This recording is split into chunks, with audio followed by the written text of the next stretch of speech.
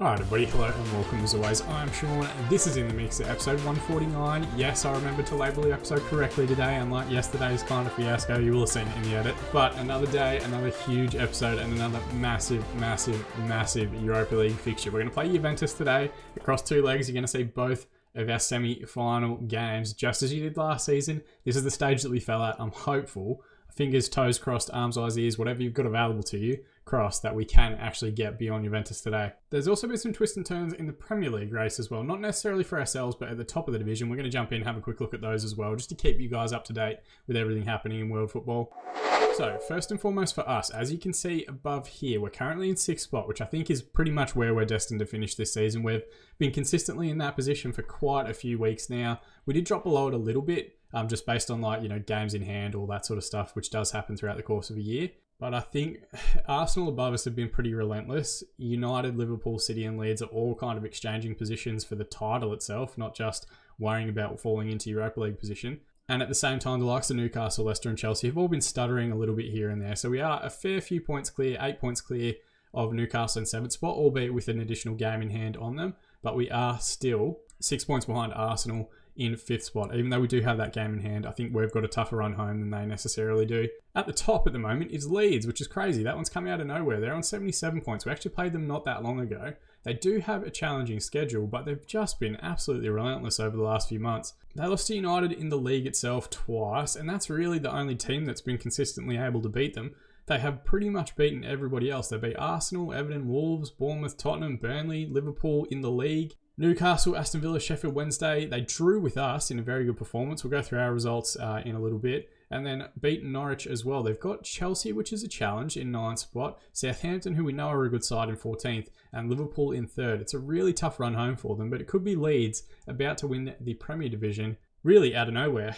They were in and around our positions last season, and they've just kind of kept on going. They've got a good side, and they've got a young side as well. This Temperini guy, 20-year-old Argentine wonder kid, he looks very good, quite the special player, and he is having an excellent year as well, it must be said. City are close to them, 74 points, 3 points behind. I think Liverpool on 34 games played can potentially jump up to 1 spot behind.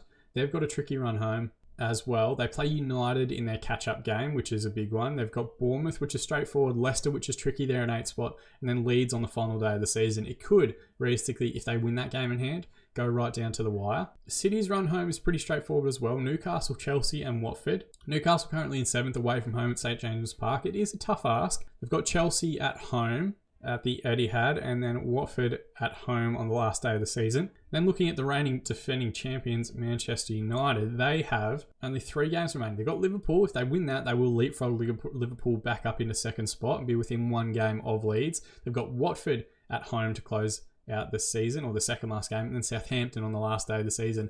If they get 3 points against Liverpool, I think they've probably got the easiest run home for their last 2 games, but it's very tight at the top. And it seems to be changing week to week. It'd be interesting to see if they do defend their title after winning the last 5. They're looking for a 6th title in a row. Leeds have not been involved at all really since the start of the database, or the start of the save. It's been City, Arsenal, Chelsea, United and Liverpool the only winners throughout that period. And you know what? Let's look at Arsenal's run home as well. Can we catch them effectively? They've got Norwich, which is pretty much 3 points in the bag. Newcastle at home, who are in 7th. That's not a bad result. And then Villa in 16th. If Newcastle can beat them, maybe we can pull the rabbit out of the hat. But realistically, we've got some tough fixtures in our little run home as well. We've got to play Bournemouth, which will be the gap game. We'll play that off screen between these matches against Juventus. Sheffield Wednesday, which should be a win. Chelsea and then Leicester to finish the season. Those last 2 games away from home, very tough. We should get 3 points against Bournemouth. We should get 3 points against Sheffield Wednesday. But those Chelsea and Leicester games are... they might be a bit of a challenge for us. Looking now and switching our focus to Juventus, it is actually Mauricio Pochettino's Juventus. Now, when he left Tottenham, he went to Manchester United for a few seasons, didn't win much, went to Atletico Madrid, won a couple of cups, but not the league itself, and he's won 1 league title with Juventus, but they've actually dropped off quite a bit as far as the Serie A is concerned. The last 3 have been won by Roma and Inter. Juve did have a pretty dominant spell for quite a few seasons, as you can kind of see in here. Back to the start of the save itself, they won 3 on the trot, then Inter broke their dominance, then they won 5 on the trot, then Napoli broke that spell, 3 again, and then since Pochettino joined in 2031, they've won 1 league title and dropped down the league a little bit as well. They have got, looking at their squad, some very talented youngsters like Peter Petrani here, Slovakian number 10. Good, not Hisham Haji good, but good enough to be playing in their side pretty consistently. Is very impressive. And they've also got some massive wages in and around this team. Roman Jimenez is the biggest at 450k a week. Only 22 cap, Argentine international, not playing that much in the Argentine side. 5-star current ability and potential. He's a huge player on that left wing for them. They've still got Matisse Delit still playing. Delight. I'm not sure how people are pronouncing that one at the moment, but still going. Has been at Juventus all the way through the save and the series. 519 appearances, 23 goals in that time. He's looking to leave. Still 3-star current ability though at 36 years of age. Very, very impressive stuff from him. Still raking in 175k a week, which is also very impressive. You'd think if he does leave, and he's wanted by, who's he actually wanted by? Leeds, funnily enough, Galatasaray and Sassuolo in Serie A. You'd think that would be his last move at 36. He's probably only got a couple more seasons left in him. They got Mariba as well, still playing at the base of their midfield here. He's had quite the career. Left Barcelona, went Sporting Lisbon in 2026. Was at Valencia for a few seasons and has been now at Juve for 4 years. El Idrissi, is that a real player as well? No, it's not. He's a regen. Sandro Tonali still in their squad. He was at Liverpool for a few years, which is where we came up against him a few different times. 2 different spells at Juventus throughout the course of his career. Romario Barro's in there, also 36 years of age now for him as well. Very impressive Porto midfielder if you're looking for good young players at the start of your save. So they've still got some old faces. Probably the last real holdout of those original players going through. As far as our squad is concerned, we've got most players ready and available. You can see Jimmy Winter's got a bit of a knock. Esteban's got a bit of a knock we have to work through. Frank Richard has worked his way back into light training after his broken ankle. He's definitely not going to be anywhere near ready for today's fixtures, but maybe if we make a final and buy him, another 4 weeks or so, he might get back into the lineup at some point. We are playing the away leg first, which I think is very important. So we're tactically going to go with our cautious mentality, going to drop off a little bit, see how we get on. I'll put everyone in their preferred roles just to see how we go in that structure. And then maybe if we need to, we might go aggressive and attacking, which is what we've been doing in the league lately. Or we might go positive in the return leg, depending on what this opening result is. I haven't read our other schedule, have I? So since that last episode, where we, of course, beat Atletico Madrid across 2 legs, a wonderful 3-0 performance getting back at them. We had a good 2-2 draw against Leeds, a good 1-1 draw with Manchester United, very impressive performance, and a good 4-2 win against Brighton. So we are scoring freely, but we haven't had a clean sheet since that Atletico Madrid game. Maybe that's something to work on during this off-season. Right, jumping forward to look at the 2 lineups. It's a very different Zebra lineup to what they used in the last match. They're playing a very similar 4-2-3-1, as pretty much every side is that we come up against at the moment.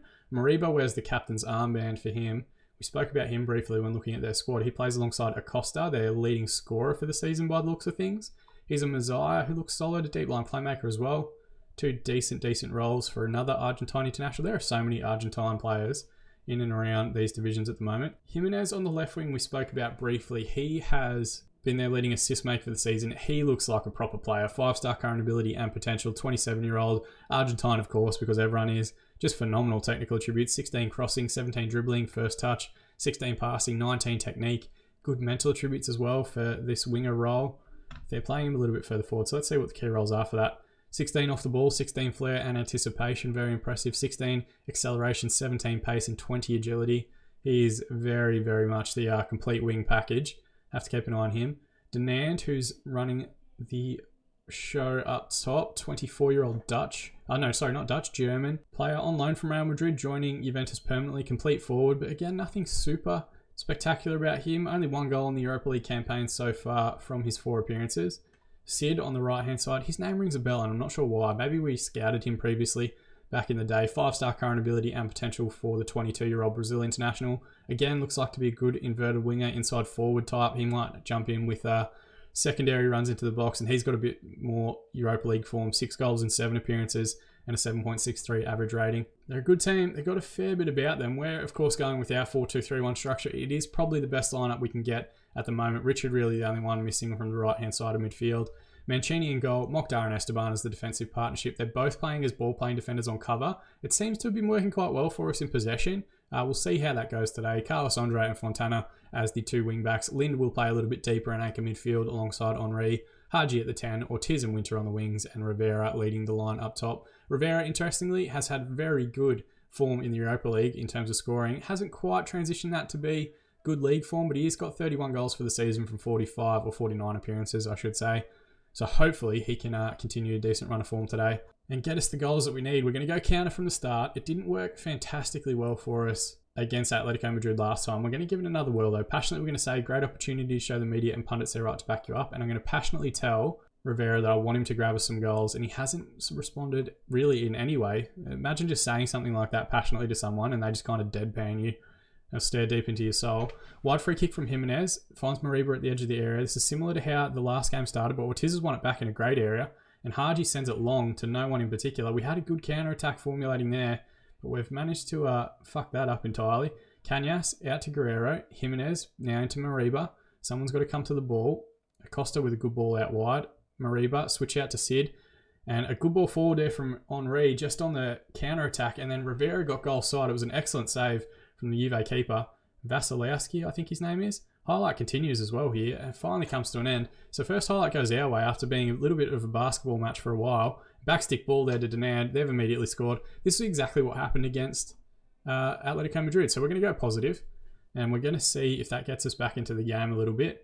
Set piece football is just horrific. Denard drops off the shoulder. No one goes with him. Jimmy Winter was apparently marking him. There's about 5 players back here with no one anywhere near them. Good tackle here from Fontana, who has picked up an early yellow. We're going to have to be wary of that on that that left-hand side for Juve. That's where their best players are situated. Mokhtar to Henry. Now Lind. Henry, ball over the top for Rivera again, who has gotten goal side. He's got a lot to do and pretty weak effort, it must be said, from the edge of the area. Not on his favoured foot. Goes with his right and puts it out effectively for the corner. In the other match, Dortmund versus Milan. Milan taking an early lead in the first minute as well. So early goals for these Italian sides. Coming flying out of the blocks early doors. Deep throw in for us. Carlos Andre looks up towards the line. Didier wins it back, but Henry's been very busy and has found Rivera in behind a couple of different times. He brings it forward now. Edge of the area. Goes to strike himself. What a goal that is. That is absolutely phenomenal. Holy shit. We're going to check this one out in 3 dimensions. I keep swearing in the early part of this episode. I should probably reel that back in. This content's not made for kids though. I've already checked that box on YouTube. Henry, lovely run. And he just kind of keeps going. Rivera gives him nothing in terms of supporting runs, so he just rifles it in from the edge of the D. Smashes that one beyond the keeper. And we've gotten back into it. Maybe a little bit against the run of highlights that we've seen, but a phenomenal strike from a wonderful player. And we're in that weird scenario where we kind of want Henry to do well, but don't want him to do too well. It's tough keeping hold of him as is at the moment.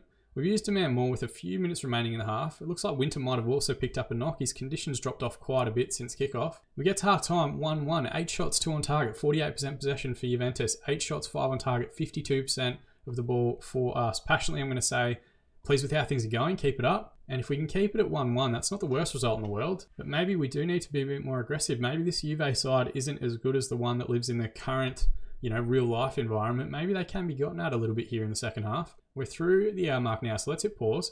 Let's stay on positive, because so far that seems to be doing the job. Rivera's been pretty poor. We'll bring on Mbungu. Haji hasn't played particularly well either. Maybe we leave Haji out there and maybe try and work something with Winter, who's really struggling for fitness. Okay, we're going to give Rivera the benefit of the doubt. We're going to bring in Mbungu on that right-hand side, just because that 59% condition, that's not anything that we really want to be having to deal with too much. I'm going to also drop off Esteban to be a ball-playing defender on cover, and we might do the same for Mokhtar, just to get them sitting a little bit deeper in the defensive line. We have got one more sub up our sleeve. What do we want to do? Maybe we bring on Barbosa for Haji and send him to be an attacking midfielder on support. Let's see how that goes. We're just throwing shit at the wall at the moment. Haji's been excellent this season. He really has been fantastic in taking his game to another level, but can't play or can't get a 10 every week, and it looks like he is suffering a bit of fatigue at the moment in this match. All right, wide free kick, Ortiz to take, towards back post. Mokhtar's there, and Mokhtar knocks it home for his 4th of the season. This could be a massive, massive result and a massive first leg victory for us if we can hold on for the last 10 minutes or so. Lovely ball from Ortiz, just hangs it back stick, peels off the shoulder of the defender. That's a proper, I want to say like forwards peeling off the shoulder there, but it's a defender doing it, and he nods home at far post for what could potentially be a massive goal in this fixture. Esteban's got a bit of a concern with his conditioning as well. He's down to 66%. We don't have to force him through. We're not going to. So we'll bring on Warburton as a central defender and a stopper. And then really, we just want to try and shut up shop for the last 10 minutes or so. Deep free kick from Juve. It's headed away. And now Mokhtar's recovered possession. He's lost out to Dukic. Petrani now has entered the field. De Ligt has also come on. So you can see Juve starting to make a few of their own subs. Ball in midfield to Mariba is decent. His touch around the midfielder is good as well. Didier on the overlap. Someone get to him, and he's found the shot from the wide area. Jean Didier, 4th goal of the season for him. Good effort. We'll check it out here in 3 dimensions. Didn't look like it had too much power on it. Maybe a little bit slow in transition from Mancini, but I can't be critical of Mancini. He's been immense for us all season. Maybe just didn't expect the shot. He did leave a bit of a gap there near post. Good effort, to be fair. Had his eyes well and truly on target. And then I don't know what he did there. I think his legs just kind of freaked out a little bit. Can we do any more get creative shouts or anything like that before this one ends? 5 minutes of additional time. Maybe demand more instead. And a 2-2 draw, if you'd offered it before the game started, I'd have taken it as the game comes to an end. 11 shots, 3 on target, 47% possession for Juventus. 12 shots, 8 on target, 53% possession for us. 2 away goals is phenomenal. Assertively, I'm going to say everybody thought we'd get beaten. Well done on a great result. Let's keep that morale up as much as possible.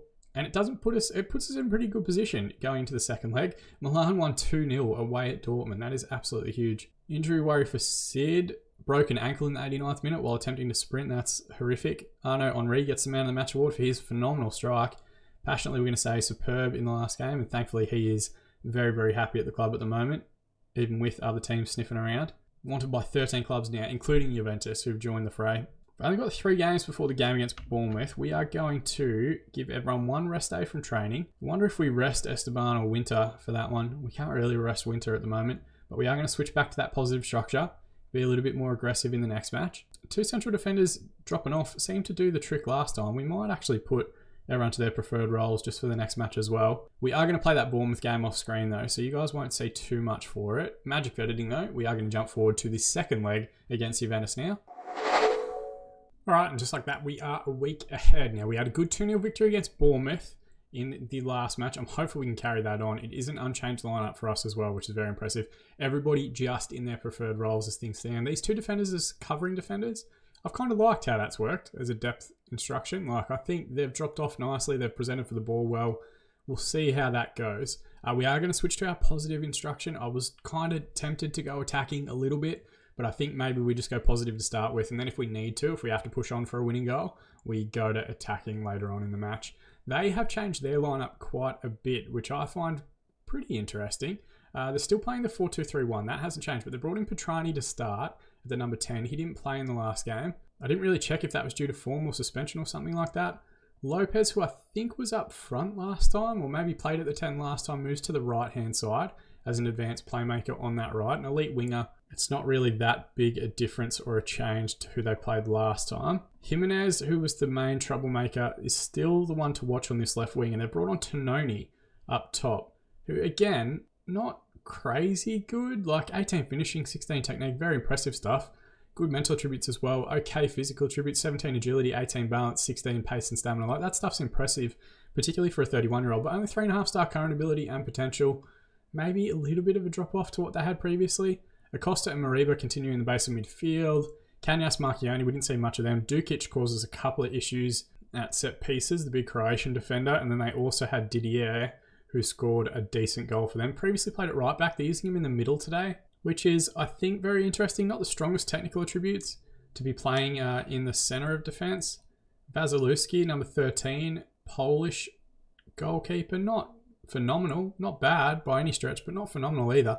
Only 34 appearances since he's joined Juventus 5 seasons ago, so he hasn't played a whole bunch of football either.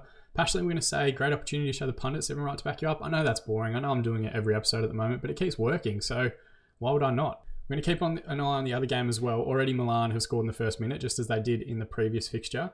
And first highlight in our match is a highlight going, or a throw-in going the way of Juventus, but we have won it back. Rivera's gotten goal side, and he's found the finish. 32nd goal of the season for Pablo Rivera.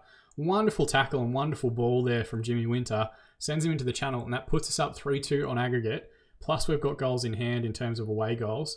Wonderful tackle there. Takes the ball off Mariba, does Jimmy Winter. And Rivera's got a lot to do here. Does he go right-footed in the end? No, he gets it on his left, and he absolutely leathers that one with his instep near post. Keeper maybe should have done a little bit better, but it's a fantastic start for us. Exactly what we needed to kick this game into gear. And as things stand, it would be Isle of Man versus Milan, another Italian side in the final. And to be honest, Milan doesn't look like they've broken a sweat against Dortmund at any point. Ball in there from Antononi with the distance strike, I think it was, over the crossbar. It looked like Mancini had it covered.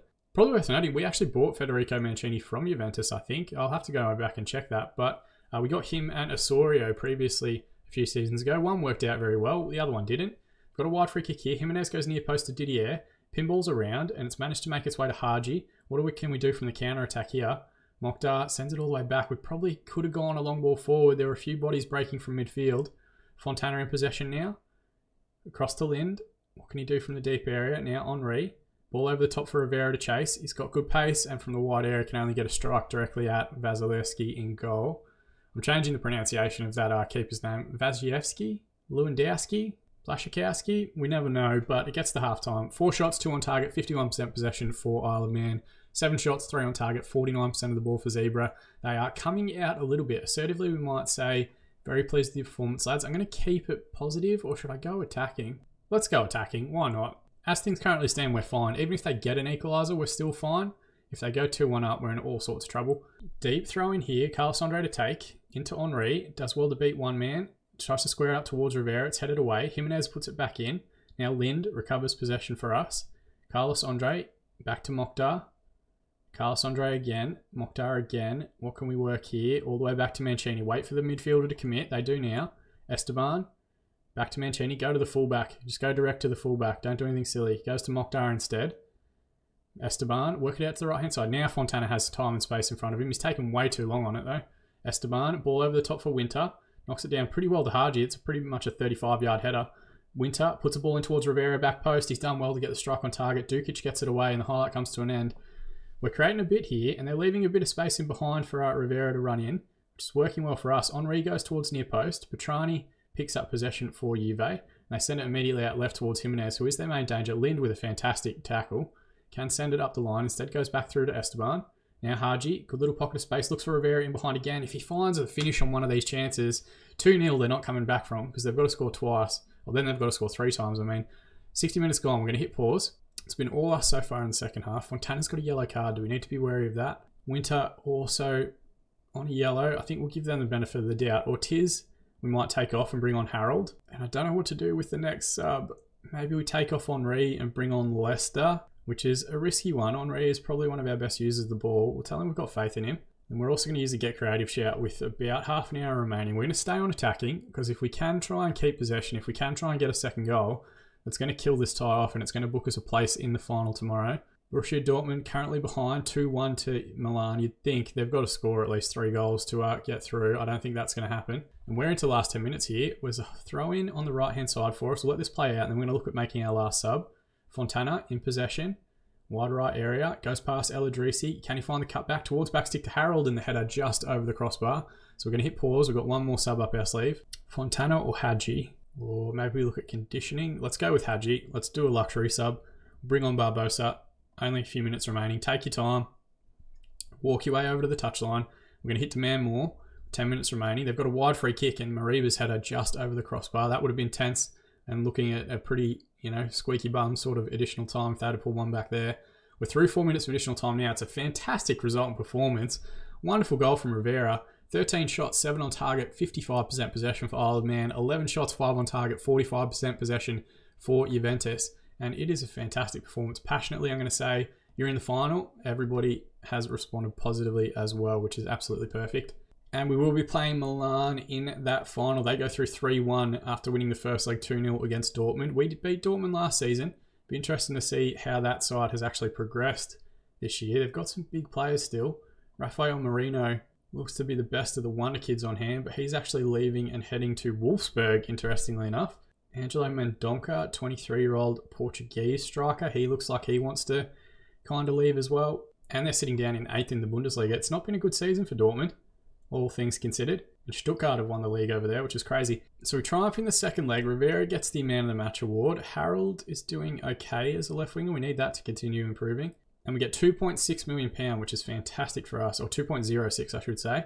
And the final is going to be played at the Johan Cruyff Arena, which we have had pretty good results at in the last few years playing against Ajax. We're going to play against AC Milan. We'll have a quick look, a little brief glimpse of their side. It's not anything crazy. No massive wonder kids or anything jumping out at me. World-class players, have they got any? No, not anyone world-class either. Just a very balanced-looking squad. Their highest earner is Donnarumma, who's retiring at the end of the season on $245k a week, 37 years of age, still going, 709 appearances for Milan, and only 525 conceded in that time. That's very impressive. No longer their starting keeper, though. Next is Milisaljevic, I guess, 26-year-old Serbian, forward/winger. I think they're using him as a winger at the moment. Elite striker, that one makes a bit more sense. Got Pirelli, who's suspended for their next match, I assume, which is in the Serie A. Delatorre, or Delator, I guess you'd say, Italian right fullback, full international. Tiedemann, Norwegian midfielder. So they've got some players, but nothing crazy, nothing terrifying that I'm looking at thinking this guy is way too good. Marco Leone, out 3 to 7 weeks. Hip injury. Looks like he would be their starting striker. It's an interesting one. And looking from their shape last time out, they play like more of a 4-3-3 with a midfield anchor. I tell you what, like I'm not as panicked about them as I was potentially coming up against Atletico Madrid or Juventus. Maybe we can get a good result. They are sitting 8th in the Serie A as well. So they haven't had the best season by any stretch of the imagination. 15 defeats mean that they can be gotten at. Juve are actually top of the division, which is crazy. So maybe we are in good shape. We're going to give Rivera a bit of praise. Passionately will tell him superb in front of goal last time out. And then we're also going to keep an eye on Southampton and watching Esteban, which is whatever. That's fine. They're not going to get him. Where does that set us up? Now, do we want to try and make next or tomorrow's episode focus on just the Europa League final, or do we want to do the last game of the season as well? We might do the last game of the season and then do like a brief season review at the end, like a really kind of accelerated one, but bring you the last game of the year against Leicester away from home, just to show you where we actually finish in the division itself. And if there is anything crazy going into last day of the year, and then we might finish off, and it's only then will I then suit up and go for the Europa League final. But an absolutely phenomenal set of results in today's episode. Hopefully, fingers crossed, we can carry that on and get our first piece, really our first like competition trophy in a long while, at an elite level anyway, and our first European title. Both would be absolutely huge. As always, guys, thank you so much for watching and your continued support. The growth of the channel over the course of this last 12 months has been fantastic. We've got like 10 to 15 people that watch every minute of every episode each day of the week, which means a tremendous amount. If you are one of those people, you know, by all means, let me know how you're doing in the comment section below. I do respond to every single comment that I get. Let me know how your saves are going, things that you want for FM21, things that you want to see on the channel, all that sort of great stuff. Do let me know down below. You can, if you want to go that extra mile, be one of those super fans of the channel, drop a like on this video, please that YouTube algorithm a little bit. Subscribe to the channel if you want to be kept up to date on all of our future videos right up until the release of Football Manager 2021 towards the end of this year. But like I always say, more than anything, I just appreciate you guys watching. I've been Sean, and I'll see you all again in the mixer.